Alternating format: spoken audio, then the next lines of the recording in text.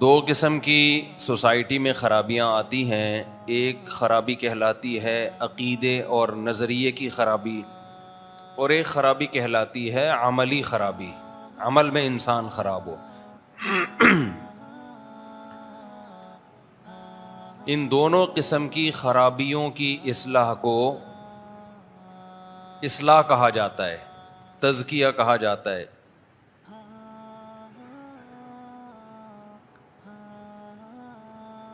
ہمیں دنیا میں زندہ رہنے کے لیے، دنیا میں چلنے پھرنے کے لیے بہت ساری غلط چیزوں کو ٹھیک کرنے کی ضرورت ہوتی ہے. باڈی کو صحیح رکھنے کی ہمیں ضرورت پڑتی ہے. اس کے لیے ہمیں حکیموں سے، ڈاکٹروں سے، ماہرین امراض سے ہدایات لینی پڑتی ہیں.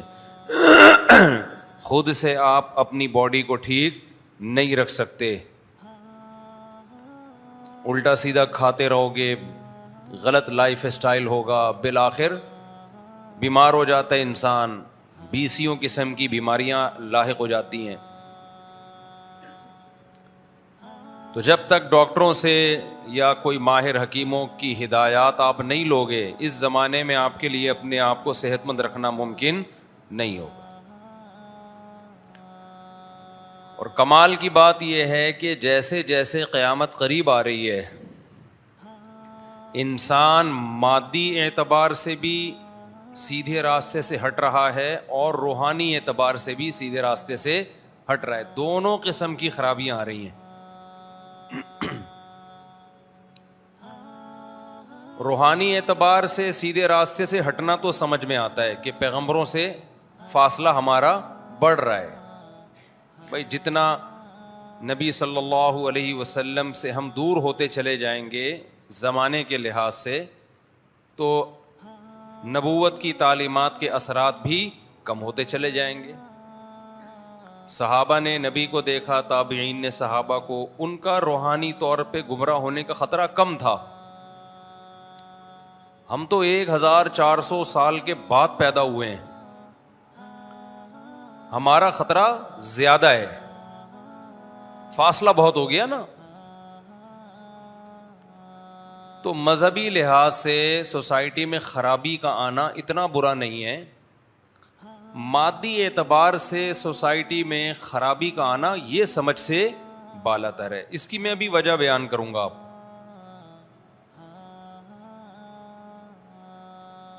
پہلے زمانے میں لوگوں کی صحتیں اچھی ہوتی تھیں، اب صحتیں خراب ہو رہی ہیں. پہلے ایسے موٹاپے نہیں ہوتے تھے، اب موٹاپے. پہلے شوگر کے اتنے پیشنٹ نہیں تھے، اب زیادہ ہیں. ہارٹ کے ایسے پیشنٹ نہیں تھے، اب زیادہ ہیں. یہاں ایک سوال پیدا ہوتا ہے، بھائی مادی ترقی تو بڑھ رہی ہے نا. یہ جو میں کہنا چاہ رہا ہوں ایک مثال سے سمجھاتا ہوں، پھر دماغ شریف میں بات انشاءاللہ آئے گی. ہمارے ہاں جامعۃ الرشید میں چند سال پہلے ایک مسئلے پر تحقیق ہو رہی تھی. سب علماء بیٹھے ہوئے تھے، مفتیان کرام بیٹھے ہوئے تھے. آپ کو معلوم ہے کہ چند سال پہلے یہ ایشو کھڑا ہوا تھا کہ کان میں دوا ڈالنے سے روزہ ٹوٹتا ہے یا نہیں ٹوٹتا. ہمارے جتنے قدیم فقہا ہیں تقریباً سبھی یہ لکھتے ہیں کہ کان میں دوا ڈالنے سے روزہ ٹوٹ جاتا ہے. قرآن و حدیث میں اس پر وضاحت سے کوئی بیان ہمیں نہیں ملتا.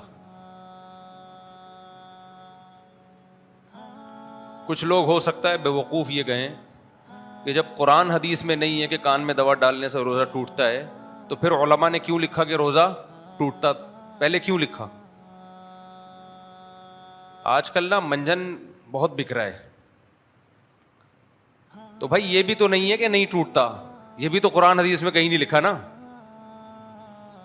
تو جب نہ یہ لکھا ہے کہ کان میں دوا ڈالنے سے روزہ ٹوٹتا ہے، نہ یہ لکھا ہے کہ نہیں ٹوٹتا، تو ایسے موقع پہ اجتہاد کیا جاتا ہے.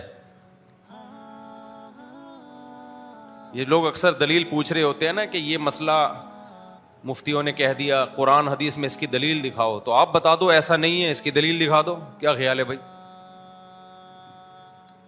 ایسے ایسے پاگل لوگ آ رہے ہیں جن سے لوگ متاثر بہت ہوتے ہیں. میں تو حیران ہوتا ہوں اس پہ، ان اسکالر سے متاثر ہوتے ہیں. آپ ان سے کہتے ہو یہ مسئلہ غلط ہے تو یوں بتا دو کہ اس کی کیا دلیل ہے. میں نے مسئلہ بیان کیا نا ایک دفعہ جھینگے کے بارے میں, کیکڑا صحیح نہیں ہے, تو لوگوں نے کہا قرآن حدیث سے بتاؤ کیکڑا کھانا حلال ہے. میں نے کہا آپ بتا دو ہاں قرآن حدیث سے بتاؤ کہ کیکڑا کھانا ناجائز ہے. میں نے کہا آپ بتا دو کہ جائز ہے. ہم جب قرآن حدیث مانگے نا تو پنچر ہو جاتے ہیں, ہوا نکل جاتی ہے. لوگ کہتے ہیں نا, میں نے ایک کلپ ریکارڈ کروایا تھا کہ کیکڑا کیا ہے فقہ حنفی میں جائز نہیں ہے. لوگ کہتے ہیں اسلام میں بتاؤ, فقہ حنفی نہیں بتاؤ. اسلام میں چونکہ اس کے حلال ہونے کی کوئی دلیل نہیں ہے, اس لیے ابو حنیفہ نے اس کو ناجائز کہا. اسلام کی وجہ سے فقہ حنفی میں آیا ہے مسئلہ, فقہ حنفی کی وجہ سے اسلام میں نہیں گیا. تو فقہ حنفی کوئی اسلام سے الگ کوئی چیز نہیں ہے. اور آپ جو بتا رہے وہ بھی تو اسلام نہیں ہے نا, وہ بھی تو آپ کی رائے ہے. کیونکہ اسلام تو اس بارے میں کیکڑے کے بارے میں کیا ہے, لفظ کیکڑے کے بارے میں خاموش ہے. جب خاموش ہے تو پھر دیگر دلائل دیکھے جاتے ہیں کہ اس سے کیا پتہ چل رہا ہے حلال والے زیادہ ہیں یا حرام والے زیادہ ہیں. اپنی رائے کو اسلام کہتے ہیں, ابو حنیفہ کی رائے کو حنفی فقہ کہتے ہیں یہ لوگ, اور اسلام کے مقابلے میں لاتے ہیں. تو آپ کی بھی تحقیق اگر قرآن و حدیث سے ہے, ابو حنیفہ کی بھی قرآن و حدیث سے ہے, تو دونوں اسلام ہیں. صحیح بات یہ ہے کہ اس میں صحیح والا کون سا ہے. تو ابو حنیفہ کی رائے میں غلطی کا امکان کم ہے, آپ کی رائے میں غلطی کا امکان زیادہ ہے. یوں تعبیر ہونی چاہیے.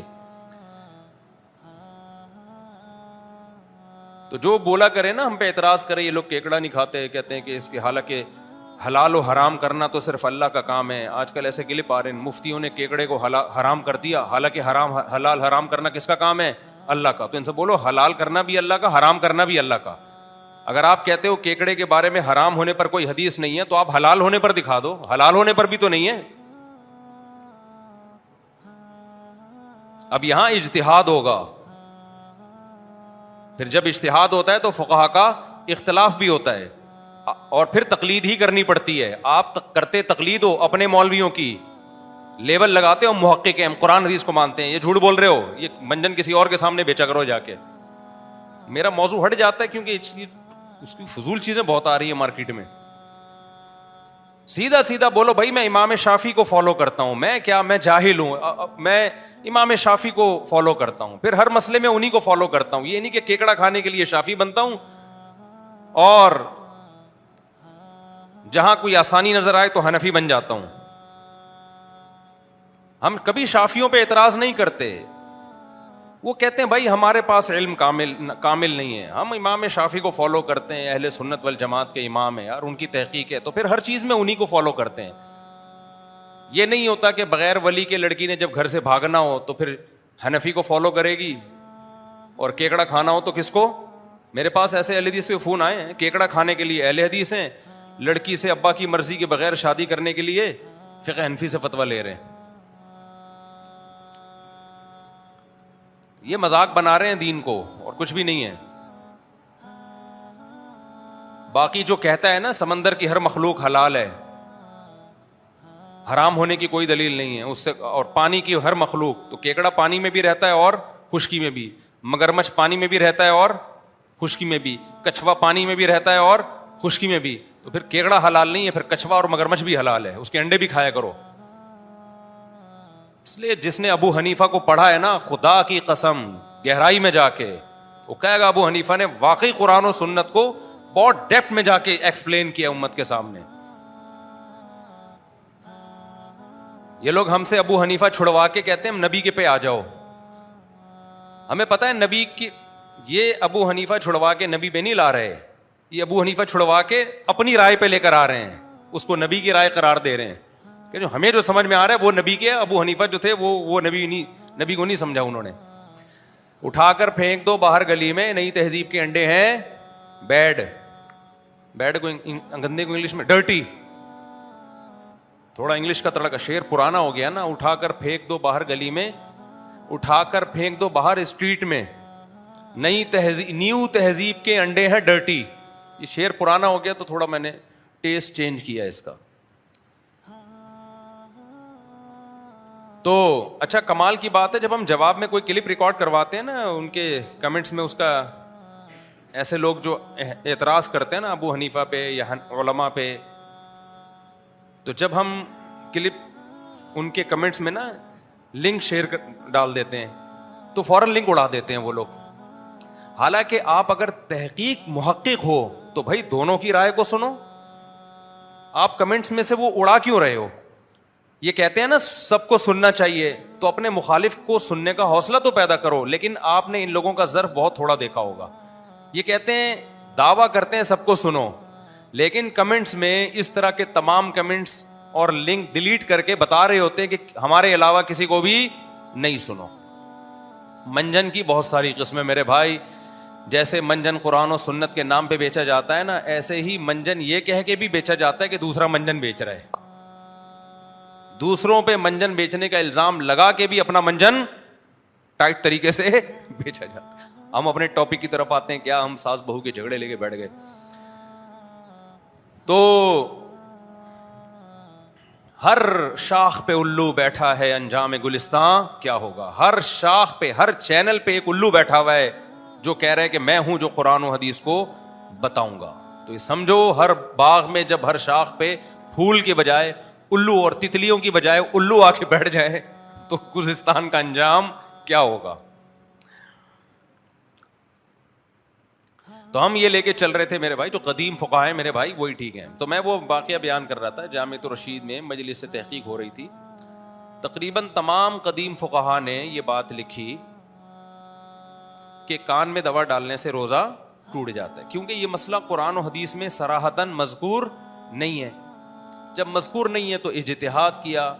اب اجتہاد کسے کہتے ہیں, قیاس کسے کہتے ہیں, کہ بھائی ہمیں اس سے ملتی جلتی قرآن و سنت میں مثالیں ملتی ہیں تو انہی پر قیاس کر لیا جائے گا اس کو بھی. تو دیکھا کہ بھائی دماغ یا معدہ ایسی چیز ہے جس میں کوئی بھی چیز جاتی ہے تو روزہ شریعت ٹوٹنے کا حکم لگاتی ہے. جیسے ناک میں دوا ڈالنے سے بھی روزہ ٹوٹتا ہے نا. تو فقہا نے فتویٰ یہ دیا کہ بھائی چونکہ کان میں دوا ڈالنے سے وہ دوا دماغ تک پہنچتی ہے, کوئی کان کا پردہ ہے اور سوراخ ہے. ان کا خیال یہ تھا ہم جو سنتے ہیں تو یہ کوئی سوراخ ہوگا نا جو دماغ تک آواز پہنچ رہی ہے. تو انہوں نے فتویٰ دے دیا کہ بھائی کان میں دوا ڈالنے سے روزہ ٹوٹ جاتا ہے. اسی فتوے پر امت عمل کرتی آ رہی تھی, اور قرآن و حدیث میں اس کا کوئی تذکرہ تھا نہیں واضح. اگر ہوتا تو پھر تو 2 اور 2 4 کی طرح ہو جاتا نا مسئلہ.